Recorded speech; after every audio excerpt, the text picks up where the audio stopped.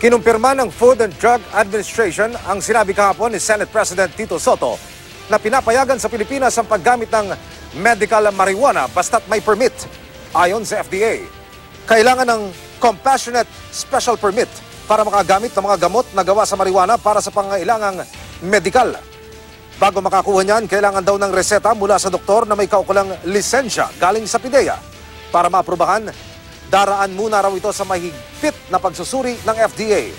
Pwede rin daw gamitin ng CSP para makapag-angkat ng iba pang highly regulated drugs na hindi rehistrado sa bansa. Mula 2015, mahigit 1,700 pasyente pa lang ang nabibigyan ng CSP. Pero wala pa raw nabibigyan ng CSP para sa marijuana. Paalala ng FDA, bawal ang dahon ng marijuana. Mahirap siya i-justify na for medical purposes kapag yung dahon mismo. Pag binigyan mo siya, yung effect po, hindi siya controlled eh. Versus dun sa kung naka-dosage form.